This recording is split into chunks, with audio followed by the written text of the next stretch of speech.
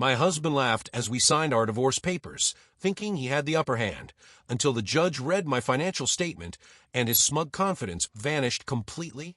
I sat in the courtroom, my hands folded neatly in my lap, as Michael laughed across the table. 6 years of marriage, 15 years of my life invested in someone who thought I was naive, and here he was, smug as ever. The judge shuffled papers, giving me the tiniest hint of a smile, but I knew exactly what was coming: my financial statement. Years of careful planning, secret investments, and strategic savings were all about to reveal themselves in the most public way possible. Michael, as always, underestimated me. He never noticed the quiet evenings I spent studying the stock market, analyzing my retirement accounts, or learning about real estate investments. He thought my modest accounting job was all I could manage. Little did he know, while he was flaunting wealth, I had quietly built an independent fortune that would shock him to his core. I remember the first time he subtly mocked my finances. "You really need to stop worrying about pennies," he said, swirling his coffee, as if I were some naive girl who didn't understand the world. I smiled politely, said nothing, and went home that night to review my portfolio. Every dollar I had saved, every investment carefully chosen, every late-night spreadsheet, I had planned this for years. Not revenge, exactly, but vindication. And now the moment had arrived. The courtroom buzzed with quiet murmurs. Lawyers shuffled papers, court clerks whispered, and Michael laughed again, thinking he was untouchable. I had rehearsed this moment in my head countless times, picturing the exact expression on his face when the judge read the statement. His confidence, his arrogance, the casual condescension he carried like a badge of honor, it would all crumble. I didn't need to say a word. The numbers would speak. The judge finally cleared his throat, glancing at me over the rim of his glasses. "Mrs. Taylor," he said, voice calm but firm, "are you ready to present your financial statement?" I nodded, my expression neutral. Inside, I felt a quiet thrill. Michael's smirk faltered slightly, but he quickly tried to cover it. He had no idea that the so-called small-town girl he had married had become untouchable, strategic, and far wealthier than he ever imagined. I passed the folders to the clerk. Each was meticulously organized: bank statements, retirement accounts, stock portfolios, and investment summaries, all neatly annotated. I could feel Michael's eyes narrowing, but he still tried to laugh, pretending this was all just routine. The judge began to read aloud, and with each number, I watched Michael's confidence erode. Every line of assets, every dollar saved and multiplied, was a quiet testament to my diligence and intelligence. I didn't gloat. I didn't smile. I simply watched. My hands remained folded, my posture calm, as the story unfolded through spreadsheets, receipts, and bank statements. He had mocked my modest lifestyle, belittled my career, and questioned every financial decision I had ever made. Now the proof was undeniable. I had outsmarted him not with confrontation, but with patience, discipline, and intelligence. As the judge continued, listing assets, savings, and investments, I saw Michael's smirk shrink, inch by inch. His arrogance, carefully cultivated over 6 years, was beginning to crumble under the weight of my financial reality. I remembered all the times he had insisted I couldn't possibly manage my money, all the subtle digs at my upbringing and education, and I allowed myself a quiet, internal satisfaction. The courtroom felt heavy with tension, the air charged as the judge's voice carried every detail. I didn't need to speak, didn't need to defend myself. The documents did it all. Michael's laughter faded completely, replaced by confusion, then disbelief. I caught his eye for a brief moment, a mix of astonishment and a dawning realization.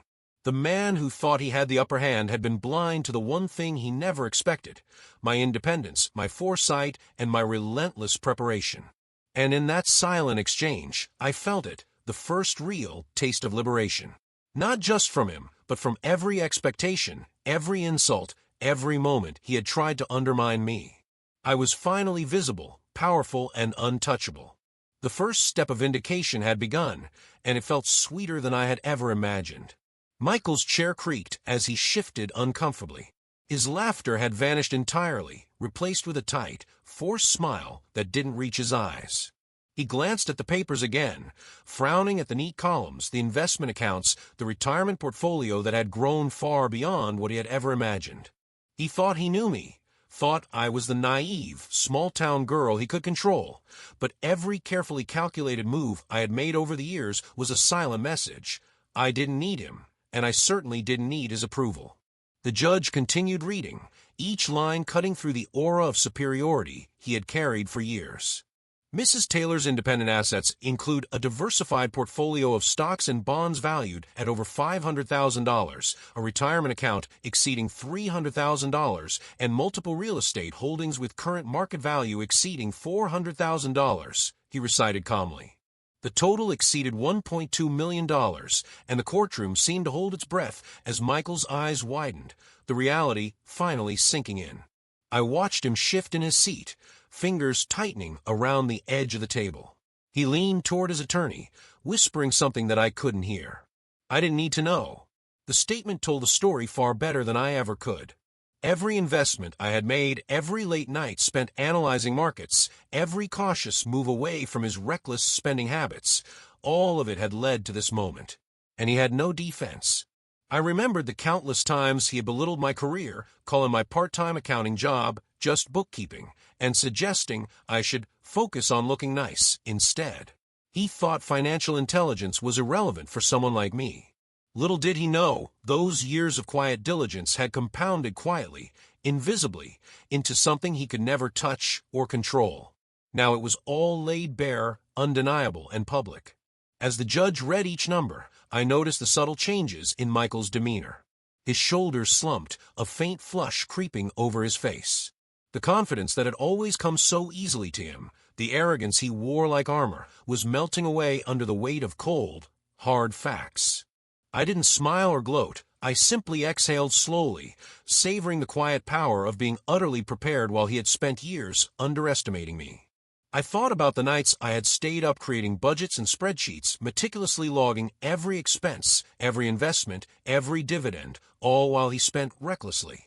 I remembered the way he had mocked my financial discipline, calling it obsessive and unnecessary, yet here he was, forced to watch the proof of my foresight unfold in front of him. The irony was delicious, but silent. Michael's lawyer finally shifted uneasily, adjusting his tie. He had probably expected this presentation to be routine, a formality to confirm the usual division of marital assets. But nothing was routine about this. The numbers revealed not just wealth, but independence, competence, and control, everything Michael had assumed he had over me, stripped bare in a few quiet minutes. The judge paused briefly, scanning Michael with a calm, neutral gaze. "It seems Mrs. Taylor's financial planning has been thorough and independent," he said. Michael's mouth opened, closed, and opened again. I could see him swallowing hard, his ego crumbling in real time. The man who had believed he was always in control now sat powerless, silent, and stunned.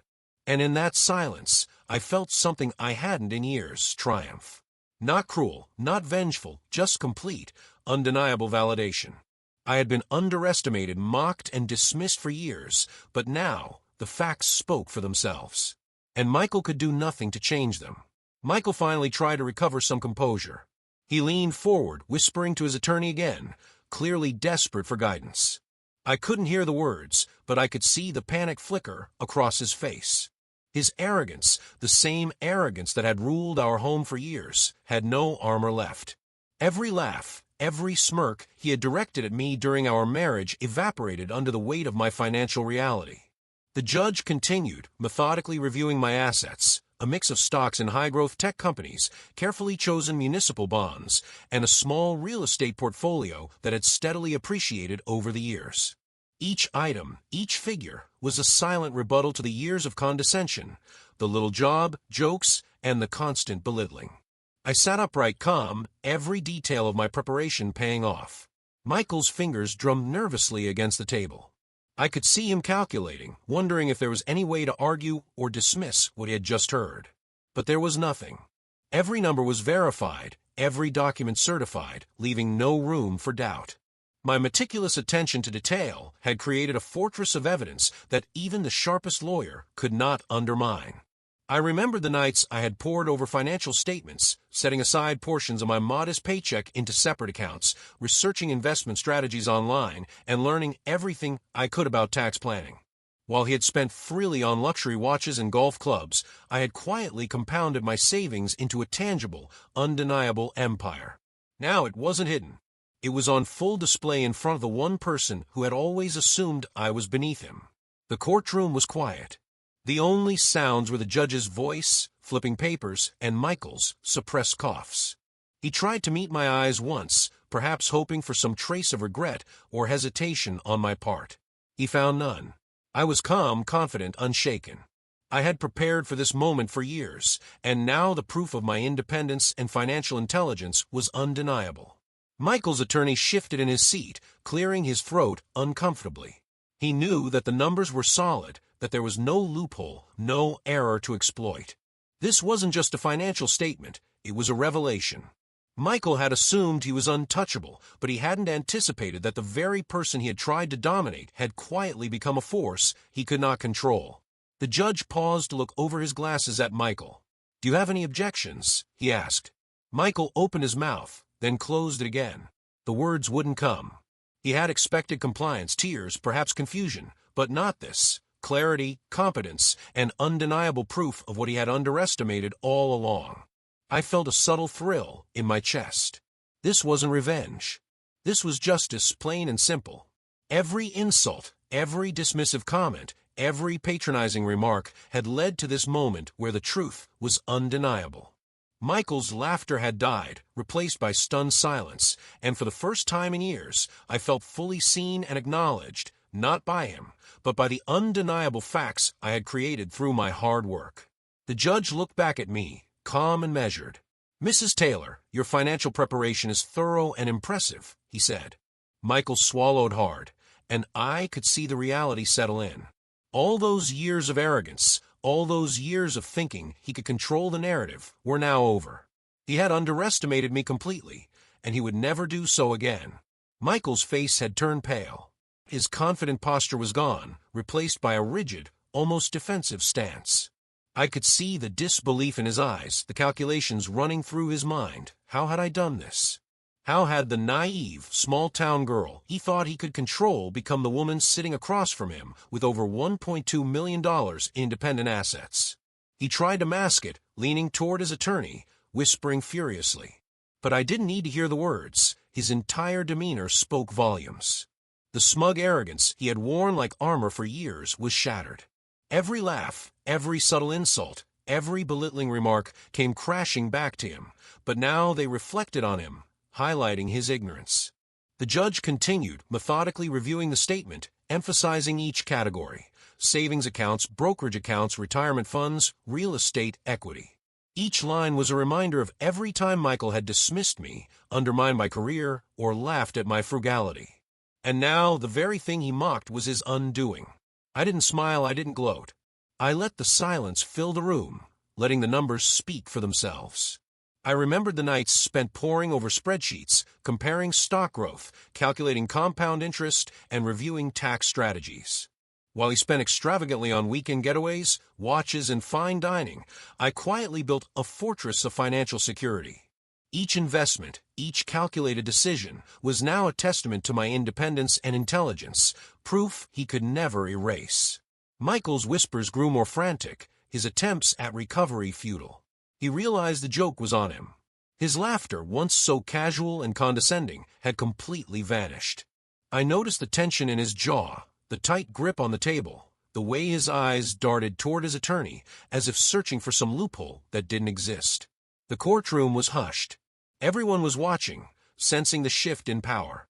Michael had assumed dominance here, the ability to ridicule and control, but the tide had turned. Now, every detail in the financial statement demonstrated not just wealth, but capability, foresight, and autonomy. He had underestimated me for 6 years, and the realization was painful to witness. The judge glanced up, a hint of approval in his eyes. "It appears Mrs. Taylor's financial management is both comprehensive and independent," he said. Michael's lips parted slightly, then closed. Words failed him entirely. His smirk, the one he had relied on for so long, had disappeared. And in that quiet, tense moment, I felt the weight of years of restraint, planning, and quiet determination pay off in full. I didn't need to say anything. My statement, my work, my perseverance had spoken louder than any argument he could muster. Michael, for the first time, understood the consequences of underestimating me, and the realization was both complete and irrevocable. The judge paused, flipping to the final pages of my financial statement. "Mrs. Taylor," he said, "your assets, when combined, total over $1.2 million, independent of your spouse." Michael froze, his eyes widening in disbelief. The courtroom seemed to hold its breath. I could see the color drain from his face as the reality sank in. Every smug comment he had ever made about my modest salary, every laugh at my thriftiness, now rang hollow in the most humiliating way possible. He leaned toward his attorney again, whispering frantically, but I didn't flinch. The truth was irrefutable. Every bank statement, every stock certificate, every property deed meticulously documented my independence and financial acumen. He had thought he controlled the narrative, but the narrative now belonged entirely to me. I remembered the evenings spent comparing stocks, learning tax laws, and reviewing retirement options. The late nights of quiet diligence, balancing spreadsheets and investments, had brought me to this exact moment. Michael had spent years flaunting wealth he barely earned, thinking I would always be the naive, obedient partner. Now he sat defeated, his arrogance crumbling piece by piece. The judge continued reading, detailing my diversified portfolio. High-growth tech stocks, municipal bonds, an array of real estate holdings, and retirement accounts steadily appreciating over time. Each number was a silent victory, each line a quiet but unmistakable rebuke of his belittlement. I didn't speak, I didn't gloat. I simply observed the transformation in his expression, confusion, disbelief, and finally stunned silence. Michael's hands trembled slightly as he fidgeted with his pen. I noticed the slight tremor in his jaw, the rigid tension in his shoulders.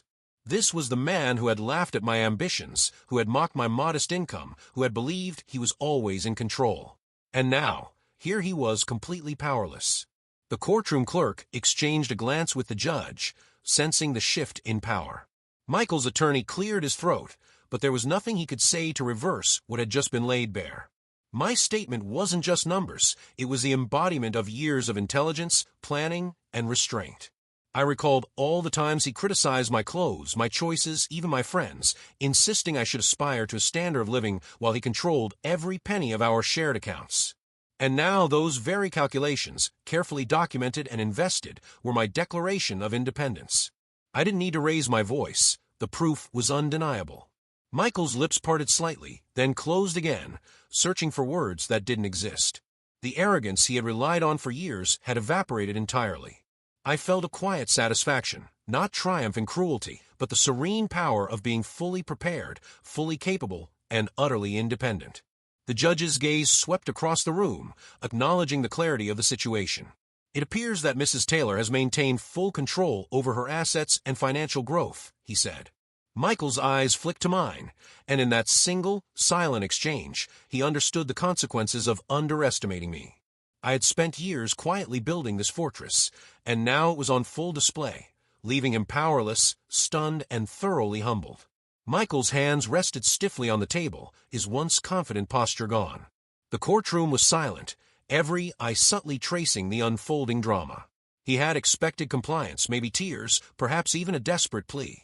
Instead, he was met with the undeniable proof of my independence. I had transformed quietly and deliberately into a woman he could neither control nor intimidate. The judge continued, emphasizing each line of my assets. "In addition to liquid accounts, Mrs. Taylor has diversified holdings in multiple real estate properties, generating consistent revenue streams," he said. Every word was another blow to Michael's ego. He had always dismissed my intelligence, mocked my financial prudence, and assumed I would never understand investments or long-term strategy. Now the facts spoke louder than any words could. I recalled the countless nights of research, tracking property markets, stock trends, and tax advantages. While he spent money recklessly, I quietly multiplied my wealth. Every spreadsheet meticulously updated, every dividend reinvested, every portfolio adjusted for maximum growth. Years of silent planning had led to this courtroom revelation. Michael leaned forward again, whispering furiously to his attorney. The words were inaudible, but the desperation in his eyes was clear. He had assumed this would be routine, a standard divorce settlement, but the numbers revealed a truth he had never anticipated. I was in control, I was prepared, and I was untouchable. The judge paused, giving Michael a long look. "It seems Mrs. Taylor has demonstrated exceptional financial management and foresight," he said, his voice calm but precise. Michael's eyes darted toward mine, searching for some trace of hesitation or regret. He found none. My calm composure contrasted sharply with the storm of disbelief unfolding in his mind. I felt a subtle thrill. Not malicious, not vengeful, just a profound satisfaction in being seen, recognized, and acknowledged.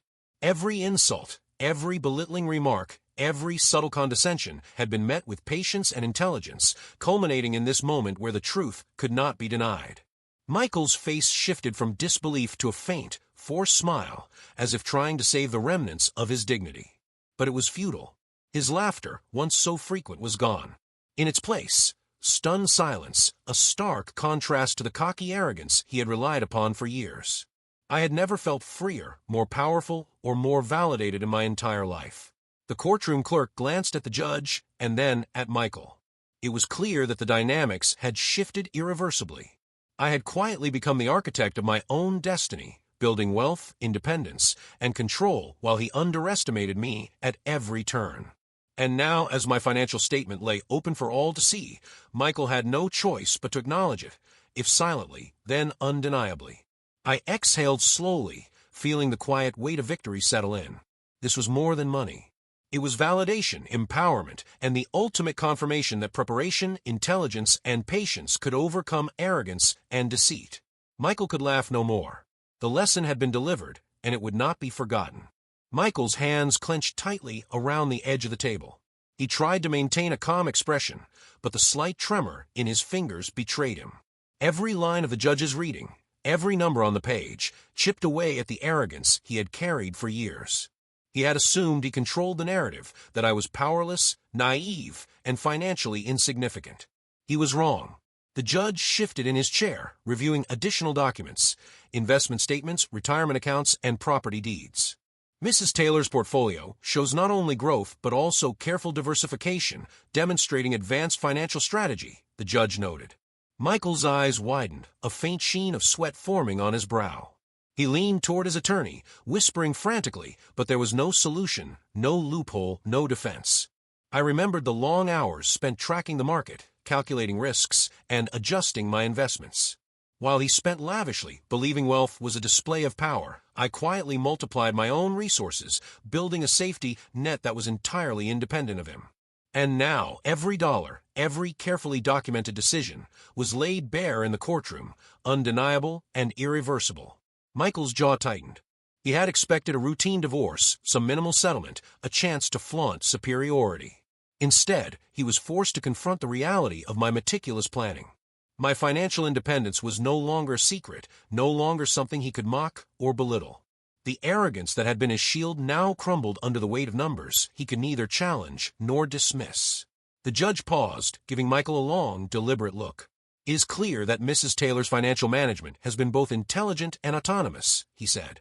Michael's forced smile faltered, replaced by a stunned silence. For the first time in years, the man who had thought he was untouchable realized he had underestimated me completely. I remained calm, composed, letting the weight of my preparation and patience speak for itself.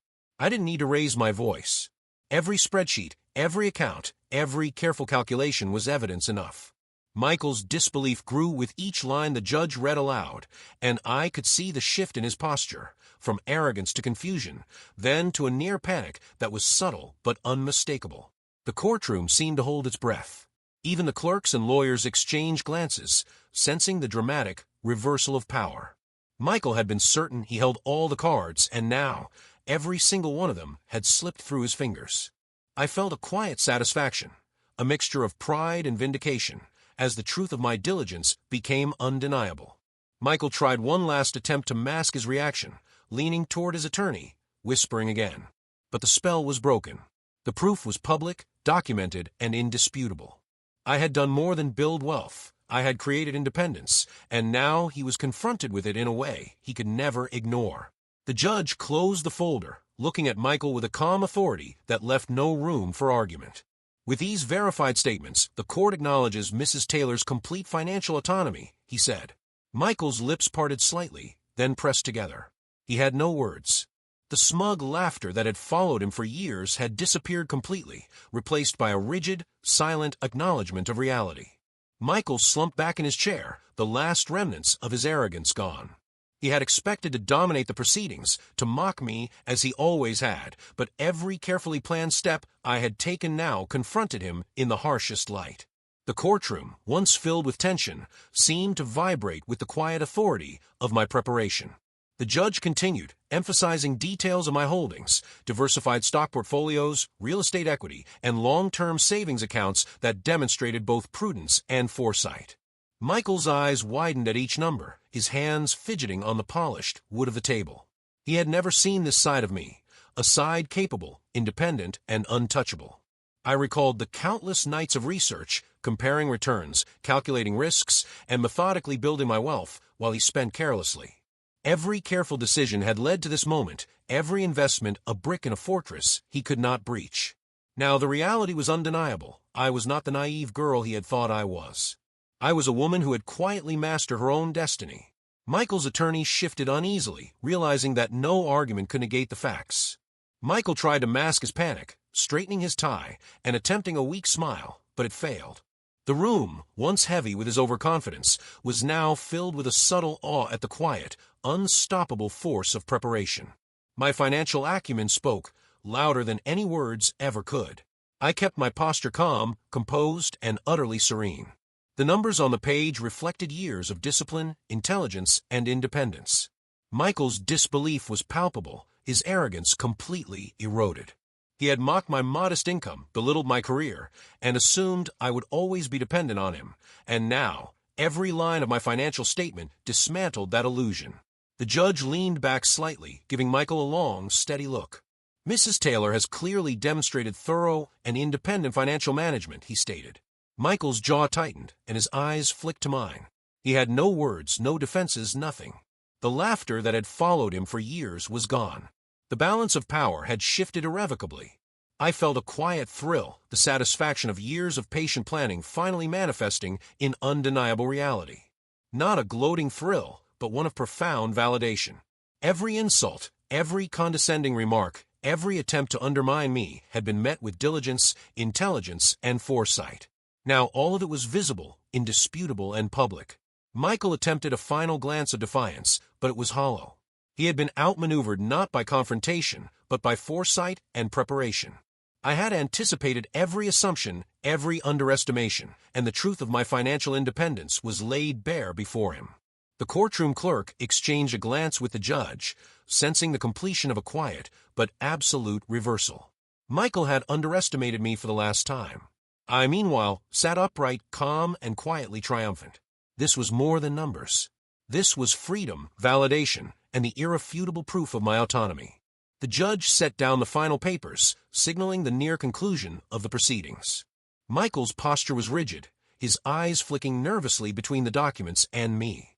I remained composed, serene, letting the weight of every line, every number, speak louder than any argument could.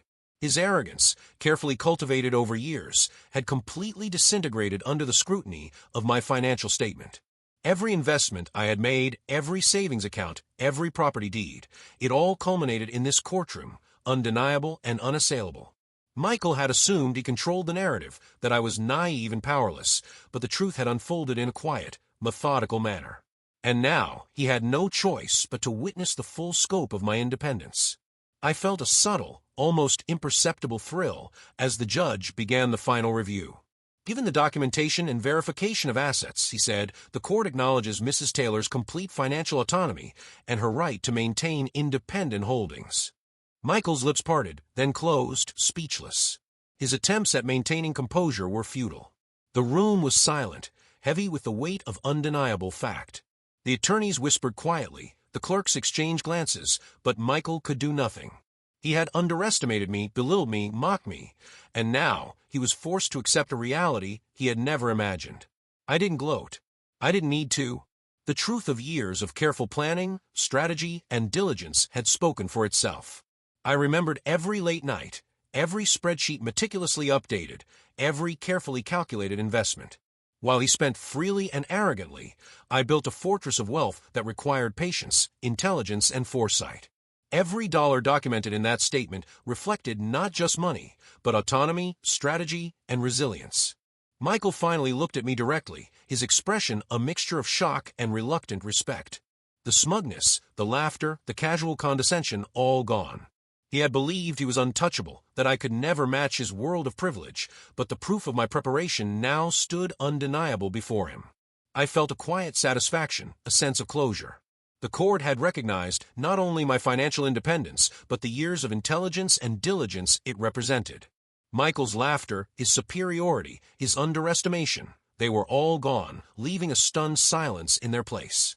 For the first time, I felt completely free, not just from a marriage, but from the weight of his constant judgment and arrogance. I had anticipated every move, prepared every detail, and now the consequences were undeniable. Michael could no longer diminish me, belittle me, or claim superiority. The power had shifted entirely. The judge's final words sealed the moment. Mrs. Taylor's financial autonomy is hereby recognized. The court acknowledges her assets and investments as independent and protected. Michael exhaled slowly, defeated, while I felt the profound satisfaction of triumph born not from anger, but from preparation, patience, and unshakable competence. The gavel struck, signaling the end of the proceedings. Michael sat frozen, staring at the papers in disbelief. The courtroom was silent, except for the soft shuffle of documents and murmurs from the clerks. I stood slowly, straightening my jacket, every movement calm and deliberate. Years of preparation, patience, and resilience had led to this moment, and it felt incredible. As I gathered my things, Michael's eyes followed me, a mixture of shock and reluctant acknowledgement etched on his face. His laughter, his condescension, his smug arrogance all gone. He had believed he could control me, humiliate me, and dominate the narrative, but every assumption had been shattered. The financial statement had spoken louder than any confrontation, leaving him powerless and silent. I walked toward the courtroom door, each step deliberate. The sunlight outside felt warmer, freer, more vibrant than it had in years. I was no longer defined by his judgment, his mockery, or his arrogance. I had reclaimed control over my life, my wealth, and my dignity. Every moment of meticulous planning, every long night of careful investment had culminated in this unassailable victory. Michael remained seated, stunned, as the reality of my independence sank in. For the first time, he truly understood the consequences of underestimating me. The woman he had thought naive, powerless, and dependent had quietly built an empire, and now the proof was undeniable, public, and undeniable. I paused briefly at the threshold, glancing back at him one last time. There was no gloating in my eyes, no mockery on my lips. Just calm confidence, the quiet power of someone who had prepared, persevered, and triumphed without compromise. Michael had learned his lesson, not through words or confrontation, but through undeniable truth and patient strategy. Outside, the air was crisp. I inhaled deeply, savoring the feeling of liberation. My independence, intelligence, and foresight had not only secured my financial future, but had also affirmed my worth in a way that no one could ever diminish. The courtroom, the papers, the judge, everything was behind me now. I stepped into the sunlight, fully aware of my victory, fully conscious of the distance I had traveled from a naive girl underestimated and mocked to a woman of undeniable competence and power. Michael's laughter was gone, replaced by silent acknowledgement. And I finally was free. The doors closed behind me, the weight lifted from my shoulders. I walked into the rest of my life knowing one simple truth: preparation, patience, and intelligence are the ultimate power, and no arrogance, no laughter, no underestimation can ever take that away.